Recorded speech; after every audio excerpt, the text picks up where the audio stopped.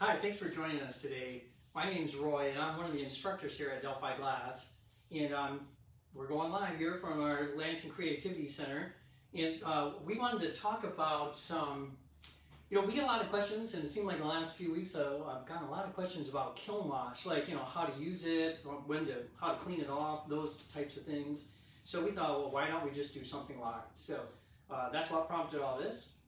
If you have questions while I'm talking, feel free to send us a comment, and Kaylee, who's behind the camera, can send me the questions, and hopefully I can answer them for you. I know sometimes I think I'm explaining things pretty well, but maybe I'm not. So just, like I said, feel free to reach out to us. Hopefully, we'll get everything covered though today for you and answer a lot of your questions. One of the basic things that we get asked a lot of times is just really just about shelves, how to kiln wash a shelf. So I thought I would just start out with that, right? So let's talk about first just some kiln wash. So we sell at Delphi like about 4 or 5 different brands of kiln wash, and I can tell you that they all work really, really well. So part of it, I guess, is just what you sort of get used to. I have a couple of them set up here. We sell some from Bullseye. We sell this one from Fireworks Kiln Wash. What's nice about these kiln washes, they come in a nice little plastic container. So, if you're mixing it up, you already have a container right there to mix it up with. We sell another one from Hotline called Primo Primer. And I'm going to talk about this one a little bit later, a little bit more. It's kind of a unique kiln wash. And to be honest, often I don't use it for shelves. I like to use it for molds. So later on, I'm going to talk about some molds and kiln washing those. But I have some kiln wash already mixed up. That's, one of the questions we get asked a lot of times is, well, how do you mix up a kiln wash? So usually my stock answer is, well, if you just read the package, they're going to tell you how to mix it up, right? But for the most part, it's pretty simple. It's usually about 1 part of kiln wash to like 4 or 5 parts water. So for the most part, it's really quite watery, and I think that's the mistake a lot of people make when they're first mixing kiln wash, is that they expect it to be thicker or to apply it that way, but really, you want it really nice and watery. So I have some already mixed up here. This happens to be the Bullseye brand. You'll notice that there's a color in there, which is also really nice, is that the kiln wash, they have a dye in them, so that when you're brushing them on, it makes it a lot easier to see. You'll see that then after it gets fired, it usually turns kind of whitish looking. So there's a nice dye in there. You can see this one. I know probably now it's kind of hard to see, but I mixed this one up a while ago. And one thing you have to remember about kiln wash is it settles very quickly in the bottom of the container. So you have to continually kind of shake it up as you're working with it. One of the things that I like to do is usually put in, like if you have some marbles, or you maybe have some of these little glass nuggets, I've got a couple here in my hand, right? Or glass globs, we call them sometimes. If you just throw those in there while you're mixing it up, they'll just kind of rattle around and help mix up the kiln wash. So while you're working with it, you'll want to continually shake the container, right? So it's nice to have a container with a lid on it so that you can just kind of mix it up as you go. How many coats you put on, again, each kiln wash manufacturer talks about a different amount, but I can tell you it's probably about between 5 to 8, thin coats. I think, I know for me a lot of times when I'm working, since there's a dye in there, I kind of use that as an indicator to me about how well I've coated, whether it's a mold or the shelf. You'll see the color, right? So if it's too thin, if you don't have enough coats on, what you're going to see is the kiln shelf, and then so you'll want to put enough on so you see more of the color of the wash, if that makes sense, right? The mistake that people make often with kiln wash is they put on too many layers, right? So, or not enough layers. So what we're looking for is just the right amount. And again, I know it sounds like, doing a lot, 5 to 8 coats, but really in the long run, that is going to give you the most durable coating on the shelf. So what we use to apply the kiln wash is what's called a hake brush. So I have one here in my hand. It is a natural bristled brush. So it's got these nice long fibers here, this almost fur. It is goat or sheep fur, in case you want to know. Anybody out there wondering, what the heck is that, right? So I know a lot of times people will use like a regular paintbrush, like a nylon paintbrush you want to use for your house, or foam brushes. I've heard of people using those, and they'll work, to be honest, but I don't know if you're like me, but I tend to be a little impatient, and so I want to just have to, if I have to put 5 coats on, that's all I want to have to do. And the advantage to a brush like this, since it's natural hair, it holds a lot of liquid. And so that way you don't have to keep dipping back into the container, right? So it's just, you can apply more kiln wash while you're going. So I am going to put on a few coats on this shelf because I want you to see how it's done. So it's super fascinating, so you want to make sure you stick around for that. So I'm, again, mixing up the kiln wash. You can actually see it like in the bottom as it kind of settles. So just by swirling it around, you'll tell whether you have it mixed well enough. I'm going to come, oh, here's another little trick I have, right? So, you know, a lot of times the hay brushes aren't all that big. So, you know, this is nice if you're doing a small mold or something, but if you're trying to cover something a little bit bigger, what I often do is just tape a couple of them together, right? Just use some duct tape, great use for that. And you can see that, you know, by putting on more, you could get a pretty nice wide one, and if you're doing a nice big shelf, you could see it would really cut down the amount of time it takes to coat that shelf. So I've got a couple here taped together just so it goes a little bit faster. I'm going to come in here. I know one of the things I was reading something the other day in one of the online about these natural bristles, and people complain that sometimes the hairs come out a little bit, which they do, but the really nice thing is that they'll just burn up in the kiln. So it's not like it's going to affect, you know, the quality of coating on the shelf or on your mold. So you want to come back, like I said, make it really nice, nice and wet. We want to put on a couple of coats first, and so I'm going to just kind of come back and make sure I've covered everything.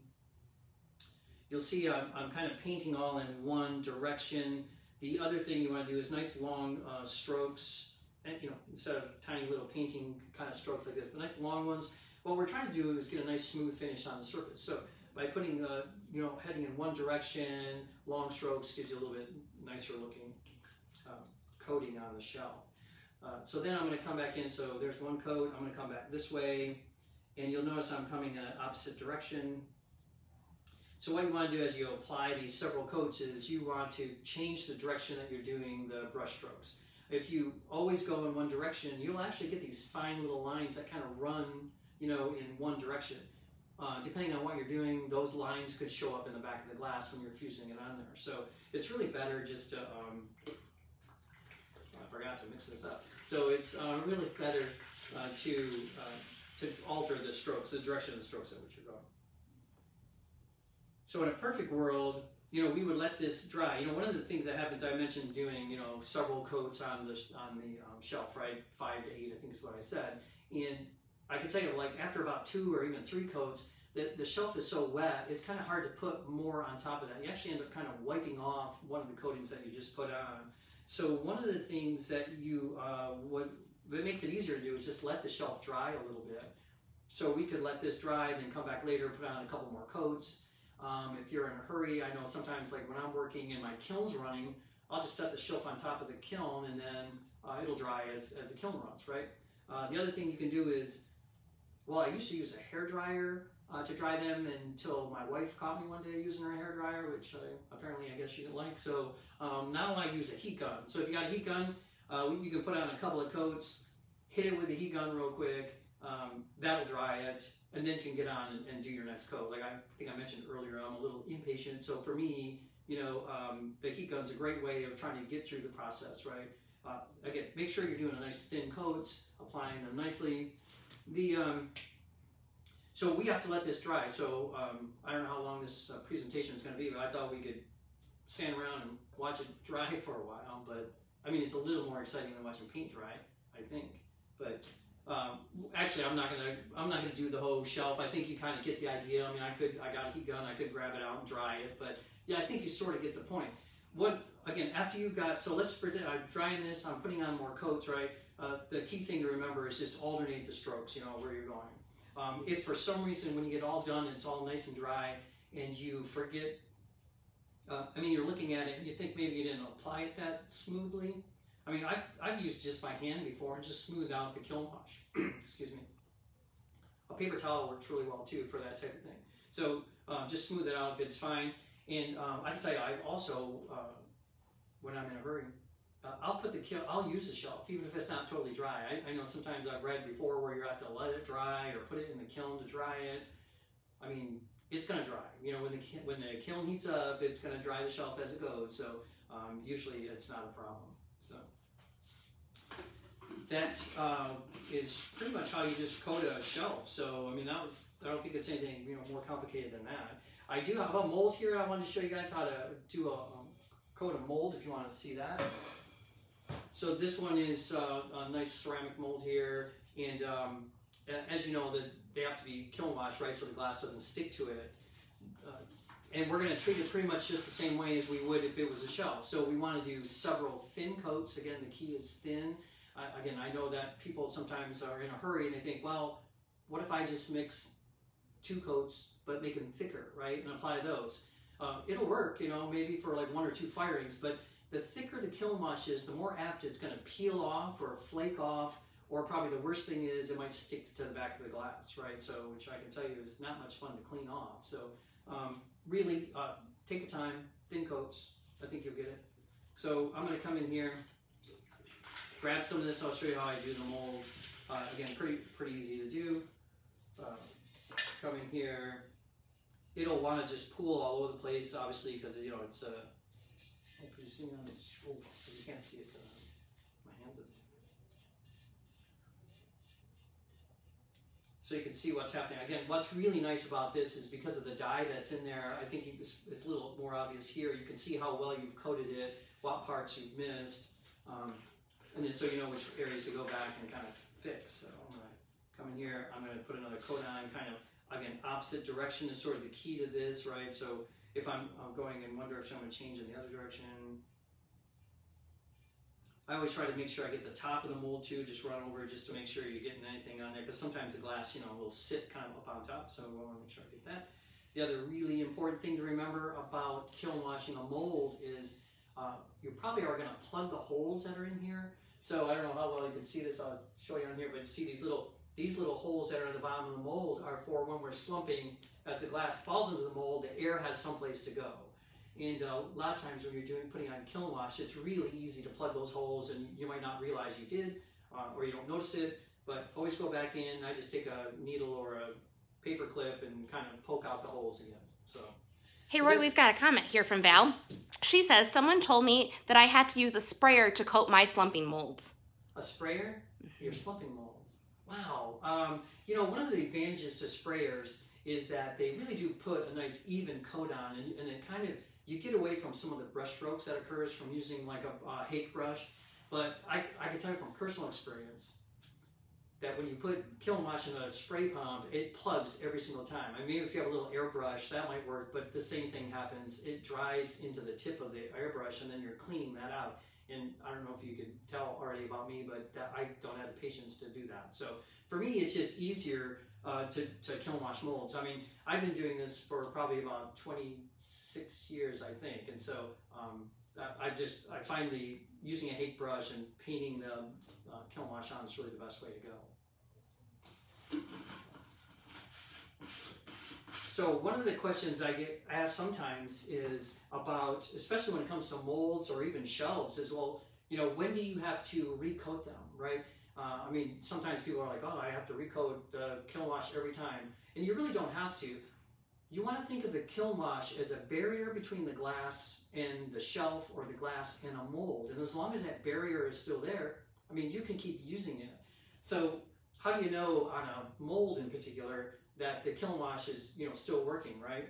Because this mold here that I have has kiln wash on it. We've probably fired this mold, I would guess maybe 20 or 30 times at this point. And so now you start to wonder, well, is there enough kiln wash on there? I have a really simple little trick for me, or rule, is I just touch it with my fingers. And I don't know if how well you can see that on my fingers or not, but do you see the little bit of kiln wash that's on my tip? So that's all that needs to be on there for the so the glass doesn't stick to the mold. So if you could, and I don't know if you probably can't hear it, but you can almost feel it. It feels a little gritty when you kind of run your fingers on it, right? And then you'll get this little white on your fingers. If you do that, that's great. You can go ahead and slump on that again. And there'll come a day where one day you'll do that and you'll go, boy, I'm not sure there's enough on there. And that's the day you're going to recoat it. So We have a couple questions coming in. Questions. Lisa asks, is the process the same when you wash the bottom of your kiln? Yeah, the process would be exactly the same if you're doing the bottom of your kiln. So the key to, again, really with kiln wash, I think I've said this a few times, is multiple thin coats, because then the kiln wash lasts better that way. When you start going thicker, whether mixing it thicker or applying it thicker, it does want to peel up. So again, if we're talking about the bottom of your kiln, then you definitely want to get a nice even coat on there so that it's going to last a while. You don't really want it flaking up and coming off over time. So yeah, pretty much the same way. Nice thin coats. Okay, Thomas asks, my brush will leave bristles behind. What is the best way to pick them off the mold without messing up the kiln wash? Yeah, so there's a couple things you can do. Hey, thanks for asking the questions, though. We appreciate it. A couple things you can do. I mentioned earlier that, like on a shelf, the hairs will just burn off. And I can tell you that they're not going to interfere with what's going on with the glass. It's not like you're going to get some little carbon imprint from a hair on there. But the best thing, usually what I just do, is if you let it dry and the hair is in there, you can just actually just roll it out with your fingers. So I know the concern is, am I going to disturb the kiln wash, right? Once it's dry, and again, and I wait until I've done all, 5 or 6 of the coatings that I'm going to put on, and then I take the hair off. In fact, I know you probably can't see this one very well, but probably not. But anyways, there's a hair right here, and but I just pulled it right off, right? So once it's dry, the hair, since it's higher than the kiln wash, right, you just roll your finger or thumb on it, and it'll come off, and you won't disturb the kiln wash. I'm pretty sure of that. Good. Thanks for the questions. Appreciate it. So the other thing with the mold then is, so the question here then is also, should I remove the old kiln wash, right? I mean, if you feel it and you think there's a little bit on there, I mean, should you remove it? You can if you want to. I mean, if it's a situation where all you're doing is touching the mold and you're thinking there's not enough on there, you probably can just mix up some kiln wash and just reapply it. The reason why you might take kiln wash off a mold is if you're having problems with the kiln wash, right? Maybe it's peeling up or it's coming off in spots. Then we would probably want to remove the kiln wash so we have a nice even coating of kiln wash to start with. There's a couple of ways of doing that. A real simple way on a mold like this is we can just get it wet. I mean, you can take a sponge even, get the mold wet and just wipe it off.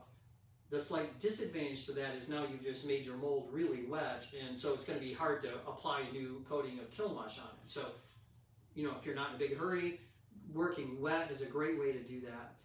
If you're in a little bit more of a hurry, then you probably could, there's a couple things we can use. A lot of times we'll use something like this. I call this a green scrubby is what I call them, or whatever, right? I think it says Scotch-Brite on the back, but they're not paying me any money to endorse them, but we'll call it a green scrubby.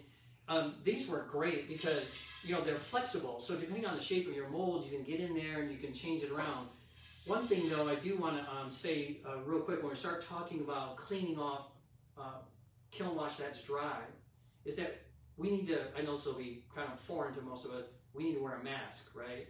So, I'm not wearing a mask today just so you can hear me better. Kaylee is more than 6 feet away from me, so with the camera, so we're totally socially distancing, just totally fine. So I just want to make sure you guys knew that. But otherwise, normally what we would do when we're working with kiln wash and cleaning it off is you want to wear a mask of some sort.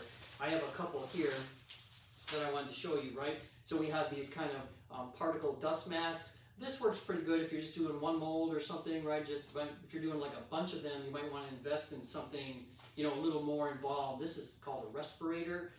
It's just, essentially it's just a little thicker, so it blocks more material and it fits closer to your face. That's probably the biggest difference between them, right? 2 straps on it, you can see, so it just fits tighter to the back of your head compared to a single strap. But really, at any time you're working with any kind of powder, loose powder, mixing the kiln wash, cleaning it off while it's dry, you should wear some kind of a mask. So, I think I covered that, cleaning that off, right? Is that right? Good. Oh, so a shelf, right? So let's say shelves are usually a little easier to figure out. I grabbed this one. This is one we have in our classroom, and you can see it's been sitting around because I think nobody wants to tackle having to clean it off and recoat it, right? So it's kind of sitting there, but it was great for me to show you guys what. This is obvious, right? When you see kiln wash coming off like this, it is either worn out, been used too many times, or it was thick, mixed too thickly, right? I've talked about that before. That's one thing that causes kiln wash to come off. Another thing that causes kiln wash to come off is temperature, right? So the hotter we go, the more we're going to compromise the kiln wash. And also what can happen is that, full fuses, or if you're going hotter than a full fuse, the kiln wash can stick to the back of the glass. In particular, opaque glasses or opal glasses, they have the kiln wash is more likely to stick to those than to transparent glass. So I don't know if that, if you've noticed that before. But once you see this starting to happen to your shelf, it is definitely time, it's definitely time to recoat it. And I know what some of you are thinking, because I tried this too. Well, can't I just coat the bare spots, right? I mean, I'm kind of a, that would make sense to me, right? It would take a lot less time to just coat the bare spots. I mean, you can. The problem is it probably only lasts a couple of firings, and then it'll start peeling off again. I mean, the best thing is to take the kiln wash down to the shelf and then start over. And again, there's a few ways that we can do that. Depending on how well it's on there, you could use something like, again, we can go back to the green scrubby. That works pretty well. We could do it wet with the green scrubby. Again, if we're trying to cut down the dust so we don't have to wear a mask, we could do that.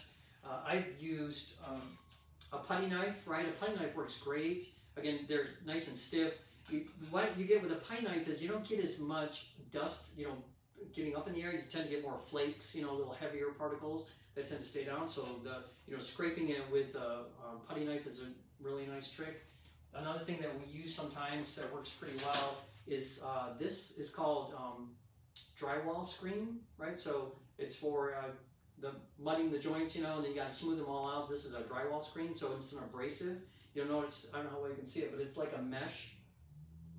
And it has an abrasive on it. It's a wet dry one, which is nice. Again, so you could use this wet also, and you won't mess around with the abrasive that's on there. They come in different coarsenesses. This happens to be like a 220 grit, which I think is pretty nice. I would go 220 or even a little bit finer, just so you don't, it's just easier to get the stuff off, I think, using that. So, but these are more kind of mechanical ways of trying to get off the kiln wash. You want to take it down to the shelf, and then obviously then recoat it, right?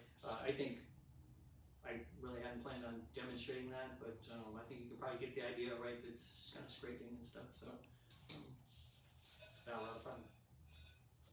There you go. I do have, a lot of times when we talk about kiln wash, the questions that I get asked too about them is about, what about boron nitride, right? So when should I use kiln wash and when should I use boron nitride? I'm not sure if you're familiar with that particular product, boron nitride. We sell a couple of different products here. Oh, I apologize if this just sounds like an infomercial and I'm just trying to sell you stuff. That's not really my intention. These are the things that we have here, so I'm going to tell you about them. So we sell a couple of different products. These are aerosols, right? And it's boron nitride. And boron nitride is really, it's a lubricant that they use like in machinery that operate at high temperatures. So it can withstand the temperatures that we're going to use in the kiln. And so we sell this zip product and this high temp 1800. Roy, before we get too much into that for those, Val asks, should we wash the bottom of our kilns? So underneath the shelf, underneath the mold? Wow, that's a great question. I can tell you that the kiln manufacturers usually recommend that you do kiln wash the very bottom of your kiln. And the reason why is if something were to go wrong in the kiln, right? Let's say you're firing something and it overfired, got stuck on high, and the glass got to the point where it was dripping off the shelf. I mean, you don't want it to drip into the bottom of the kiln, right? I mean, when glass is really hot, it's pretty caustic, and it can actually put holes in that soft fire brick that's in the kiln. So the purpose for using kiln wash on the bottom would be to protect it. So that is really the correct thing to do. Yes. I have to confess though, I have like a few kilns at home, and I'm pretty sure that I haven't kiln washed all the bottoms of them, but we won't tell anybody. I'm living dangerously, don't tell anybody. So boron nitride. So it is also used as a, again, I said a barrier, right, between the glass and whatever, a shelf or a mold is really its purpose. And it does a great job, but there is a time to use it and a time probably not to use it. So for me, I think the easiest way to remember when to use kiln wash compared to boron has to do with temperature. So boron nitride works really well when we're working at a high temperature. So if you're casting, for example, right? So I brought in a couple of casting molds just to kind of show you, right? These little jewelry molds, or I guess you probably see that. And then something like this really nice colored de verre mold. You can see that, especially with this one, I don't know how well you can see the texture that's in here. Oh, I've got to move myself. I don't know how we can see some of the really fine texture that's in this mold, but the advantage to using the boron is it puts a nice thin coat on there, so you can pick up all that really nice texture. Sometimes kiln wash will fill in all those little recesses and you'll lose some of the details. So a great reason to use the boron. As I mentioned earlier, that kiln wash in particular, when we go to hotter temperatures, the glass is more apt to stick to it. So that's why for casting reasons, you know, again, in molds like this where we're going full fuse temperatures or maybe even hotter than that, boron nitride I think works a little bit better. Now on something like this, like a slumping mold, again, this is what I meant by temperature is going to determine whether you use kiln wash or the boron. If we're slumping, you know, glass gets soft around 1100, so we're slumping somewhere in the 11 to 1200 range. Relatively low temperature, kiln wash is really your best thing to use. And one of the main reasons why is, as I mentioned earlier, you know, when we kiln wash a mold like this, I mean, you should be able to get 30 firings out of it, you know, without any problems, you know, maybe more even. I'm sure I have some at home, or we have some here in the studio that I didn't know how many times we've used them, but you can get lots of firings out of it. The disadvantage to boron is you use it one time and then you have to spray the mold again. So it doesn't really make a lot of sense for slumping molds, right? But I can tell you it totally makes sense for these types of casting molds. So usually what we do is we'll coat it. I can tell you this brand here, Zip, their recommendation is on a brand new mold that you would put 2 thin coats on. And then the recommendation is you let them dry in between the coats, which is really just a few minutes. It doesn't take long for the Zip to really dry. And then you would put 2 thin coats on, and then you would, every time you would use it, you just need to use 1 light coat back on top of the mold. Now what will happen over time is the boron will start to build up in the mold. And so then you want to clean that out. And we do it a couple of different ways. Sometimes I just use like a paintbrush like this. We'll use one of these paintbrushes. I mean, this works actually really well for getting in and just kind of knocking out all the loose boron that's in there. It's really nice, especially if you have a lot of texture in your mold, because you know all these bristles will get into around all those textures. If the boron seems to be on there a little tougher than just getting it off with a paintbrush, we use, you know, like a scrub brush, kind of like this works well too, right? These little stiffer bristles will get into all those little nooks and crannies.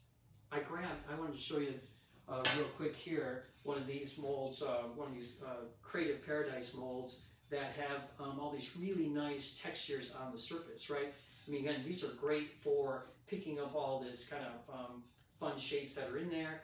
And the boron works, I think, best for this sort of thing. I mean, your glass is going to release cleanly. Nothing's going to stick to it. It works really, really quite well. So sometimes people ask us, why do we sell 2 different boron brands, right? So we have 2 different cans of boron, and I can tell you the biggest difference between them has to do with the percentage of boron in the can. As I mentioned earlier, Zip says that you should put on 2 light coats on a brand new mold and then 1 after that.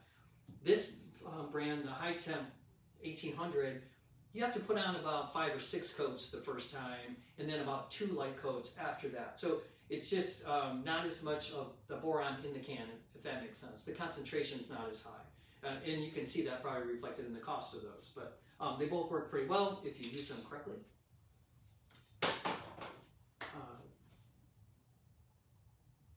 Do we have any more questions out there? Sorry, I'm just looking around seeing what else I was going to talk about. I think I talked about most of the stuff that I planned on talking about. So, is there a difference between stainless steel and ceramic and their uses with kiln wash? Oh, yes. That's a great question. I'm going to step out of the camera for just a second because I happen to have one sitting here. So yeah, so stainless steel is another great material that's used for forms, right? You can see this particular one is what they call a fluoroformer, and the piece is draped over the form, right? We say if you're going into the form, we're slumping, but over a form is draping. And so we're going to drape over this form. And you're right. I mean, it is, I don't know if anybody out there has ever kiln washed stainless steel mold with traditional kiln wash, but it's pretty hard to do because the kiln wash doesn't stick to the stainless steel, right? So instead, what we use is usually the boron works great for that because the boron will just spray on there and then it will stick. So I can tell you another little trick though that I do is I sometimes just use fiber paper. So when I'm going over a stainless steel form like this, and so if I'm draping over it, I'll cut a piece of fiber paper, and then as the piece drapes over, takes the paper with it, and then that acts as the barrier between the glass and the mold, and then I can just pull my glass right off. Saves me from having to spray it all the time. Julie asks, what is the difference between kiln wash and Primo primer? Oh, great. Hey, thanks for asking that question because I brought the Primo primer out and I forgot to talk about it. So Primo primer is a kiln wash. So it's a powder, right? Kiln wash is made up of clay and aluminum hydrate, basically 2 ingredients, and then, mixed up, brushed on.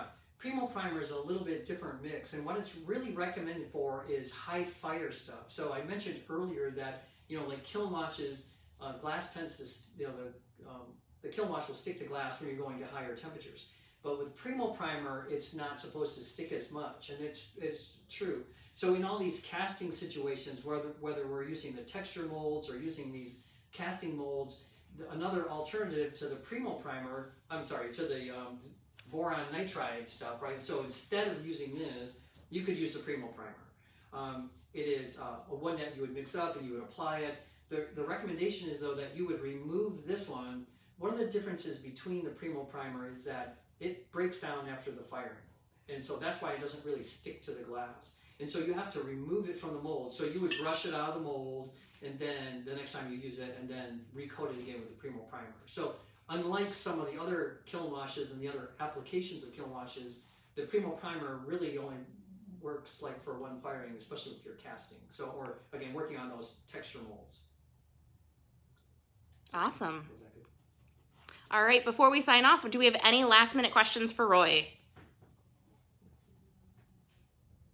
All right, we're not seeing anything pop through. Sweet, great. Well, hey, thanks for spending your afternoon with us. We appreciate it. And if you ever have any questions down the road, you want us to do this type of thing again, reach out to us. We're always, we'd love to get back in front of you and try to answer any questions for you. So, thanks, guys. Have a good weekend.